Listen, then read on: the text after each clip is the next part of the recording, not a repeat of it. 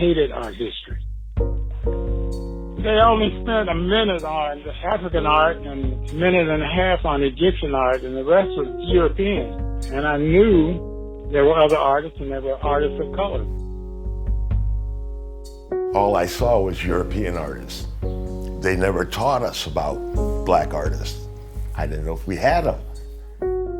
When I was 9 years old, that's when I really started getting serious about art. And I would, check out books in the library and do drawings of, Rembrandt or Michelangelo or Picasso, kind of all the mainstream artists there. So one day I asked the librarian, are there like any, that time it was Negro, it wasn't like black or African American, it was like Negro, Are there any like Negro artists that, do you have any books? He says, no, I don't, but I'll bring you my book that I have, my personal book.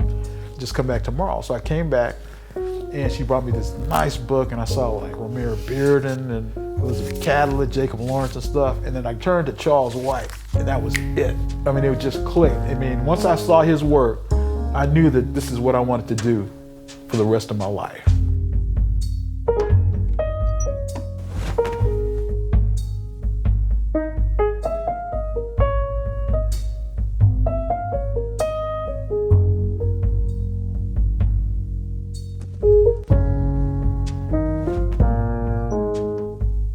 I was stunned by the book, Images of Dignity, and I wanted to come and meet and work with and learn from Charles White.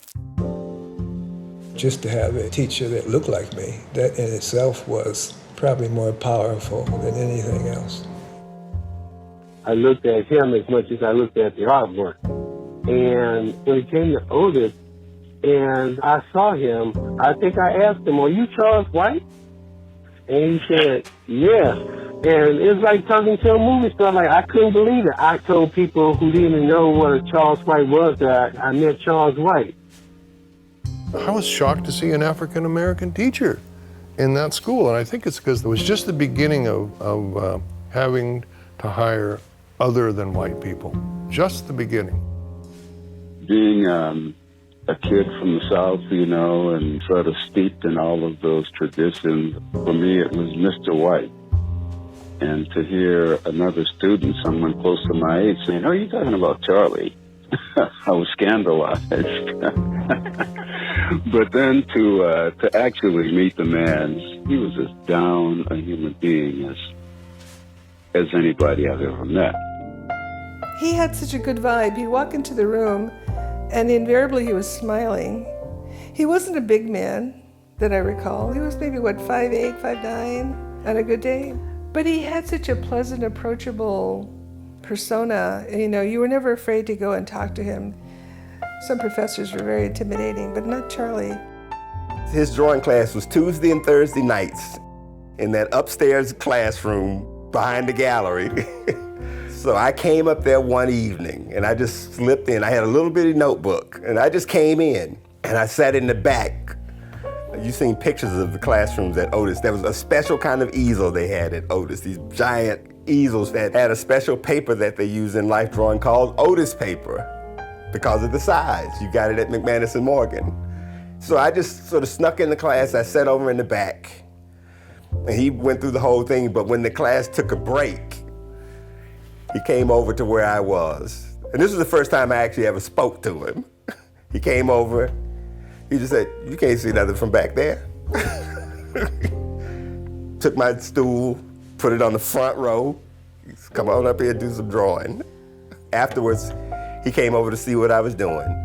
He looked through my sketchbook, and then he did a demonstration. He said, when you're gonna set up a face and a head and things like that, he sort of diagrammed out this is how you'll lay it out and blah, blah, blah. And he did that.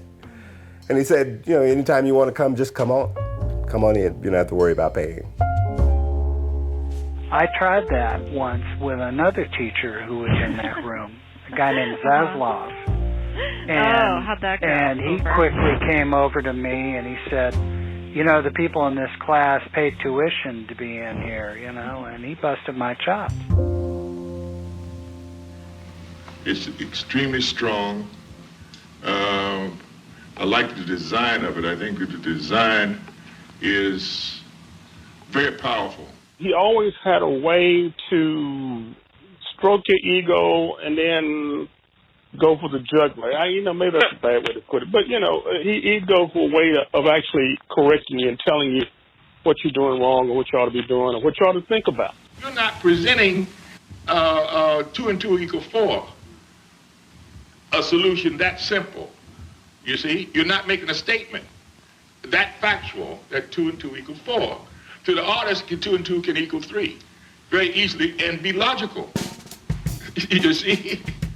In his drawing classes, of course, he move around to people's easels and give them critiques of their work and perhaps make connections with his own struggles as a young person. And it's not really the kind of classroom teaching that you would expect in perhaps a different subject. But when you're talking about a person studying the visual and performing arts, you've got to dive into the pool, and the person teaching can be a guide. And I think that's what he was, but it wasn't about being didactic at all. Charles spent some time in Mexico, and he talked about how pivotal Orozco, Siqueiros, and Rivera were. And the thing that he mentioned to us is their art was important because people could see it, they could touch it, they could feel it. And he wanted the same for his art, which impressed upon us the idea that art is not exclusive for rich people that lock it up on a wall in a private house. It's for everybody. And he told me many stories about his own exhibitions. One that he told me that I never will forget. He had an exhibition someplace in the South. He was barred from his own exhibition. I said, what? He said, yeah, they loved my work and whatever, but as soon as they saw me as a black man, I couldn't go into my own show. But I was allowed to come in after the show, and I went in and saw the exhibition, and he said the greatest compliment he got was from a man that was doing the cleaning. He was doing the brushing, the brooming. He went around, he looked at the work, and he saw one of the pieces, I can't remember which one he said it was. He said, God damn. And he said that comment from that guy just blew his mind because he was totally moved by that image. And he said that was pure, that was real. And so I said, well, you're a stronger man than me. I just probably wouldn't have gone with that whole deal anyway. He said, well, somebody had to open the door. And I was there to open the door, and now the door's open for you to go in. So I understood that then. He was a real motivational kind of speaker. He would begin to speak, and it would just be total silence. After he started really getting into it, he kind of took on the profile of a minister or a preacher, I can see where somebody could get wrapped up in a moon, reflection of a moon on and paint on black velvet, the reflection of the moon on the water, and a palm tree coming off. I wouldn't question that person could probably convince me that this is a very meaningful thing to him, and he gets turned on by the moon reflecting on the water. But I could still say that as far as he's convincing me through the work itself, man, that cat ain't doing a damn thing. After lunch, when we had critiques, Charlie changed personality and became a preacher. He took a pulpit, and, it was sort of like the class just all of a sudden changed. It's like a cat marrying a chick because she's pretty. She got all the features, all the facial structures of the so-called ideal concept of beauty. He marries her for that service thing. And could care less what's inside. I would say the white kids in the class had not witnessed that kind of Baptist preaching before. So that was interesting. He held court. It just seemed like what it meant to be an artist was that you were also an intellectual, that you were a historian, that you had to know some things. In fact, I think he said that often, that unless you have an education, unless you continue to feed your brain about history, about music, about even mathematics, about politics, that you're going to run out of things to say. In between classes or lunchtime or whatever, he would hang out with us. That's what made him so down to earth and so human. He would talk to us about all kinds of stuff. The classroom of Charles Wyatt was everywhere. Wherever he was, that was our classroom. Which was very different from the core faculty. They were the sort of the official grown-ups. So he was very, he was approachable.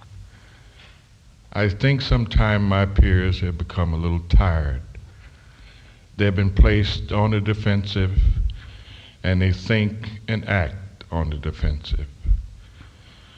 The youth of today seems to be far more aggressive, forward thinking, with more courage to take hold of what this world is, to reshape it, to take risks. He was so supportive of making political statements in your work. We'd sit there and talk about it, and he'd say it's important commentary, it needs to be said. He saw, I think, my generation as that group that was finally going to push things into an arena where people had to deal with it, and it had begun in the African civil rights movement that he was certainly a part of, and that Mexican Americans and women in the 1970s were also pushing in that direction. He was real supportive. He thought commentary from artists was essential. The whole video happened just by a notion that I had that, why don't I just videotape our class today? Because he's taking us to his retro. And that video opens up. Everybody's walking in, yes, and then Charlie throws his hands up like he's under arrest. I mean, that sense of play in a certain level comes through. The most important question is how we please the soul, the spirit within us. That, to me, is the only justification for spending, making the sacrifices, spending all the time doing it. In a way, Charlie was just as much in the way that he spoke. He was a performance artist himself. Why? For what reason? That people have to confront each other in this violent way. For what reason? I looked at my pigmentation and I say, is it because of that? Strange. That can make people run in circles, want to kill,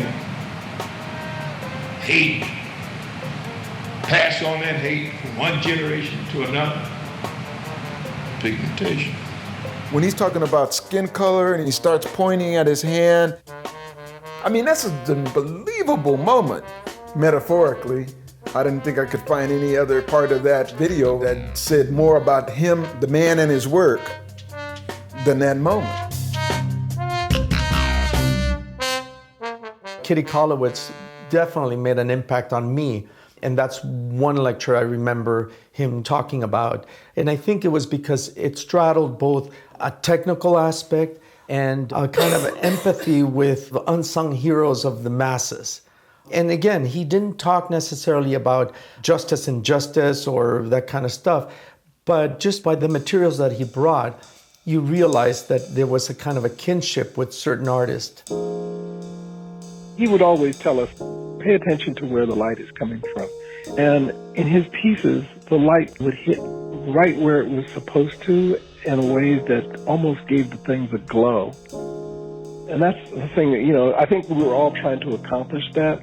I know I wasn't successful, but I think probably the closest person to it was Richard Wyatt. And I think he really absorbed most of what Charlie was saying. We were trying to figure out ways of holding him underwater. Because he made us all look bad. For a lack of a better analogy, it was like what Miles Davis meant to people like John Coltrane and Herbie Hancock. Miles Davis helped them find their own voice, and that's how Charles White did with me. He helped me find my own voice. I was bothered that a lot of the work that I was doing might not be seen by people in areas that I grew up in, which was Compton and Watts, around in there. And the very first piece I did, commissioned art piece was in Compton for the Compton Unified School District. I'm an image maker. I try to consider myself a public image maker. Most of my images deal with either family or people that I know. So in a way, he helped me find my place and my vision in terms of what I wanted to do. And so I started doing that. I really wanted to put work where people actually live. He always encouraged you to have a sketchbook with you wherever you go. I always carried my sketchbook around. My sister's sitting there watching TV. I pull out my sketchbook and just start drawing them and, annoying them. and he encouraged that. Not so much homework, but just constantly observe what's around you. He asked us to find content in our lives to work from, to react to respond to. Taking who you are and putting it on paper, putting it on canvas. Not trying to do what Charles White does or anybody else does, but develop your own voice of what your own experiences and resources are. Introspect, that's what Charles was saying, to know yourself and to know yourself well, because that should project in your work. You're not separate from your work, you are the work. And it took me a long time to understand that, but I really began to tie into that. To all of the students that he worked with, he would always ask them, where do you come from? Why are you doing this? How do you know who you are? Those are questions he asked students. Those are pretty profound questions, and they're not easy to answer. So the students really had to look at their lives. I realized I have to really listen to this guy and pay attention. There's something bigger here than their teaching at Otis in general, much larger. Why? What? Who? The most challenging aspect of art is when you search for the answers to these questions. And sometimes the artist is not that concerned about finding out the answers, but the search is so beautiful. The search is so magnificent. The search for human dignity.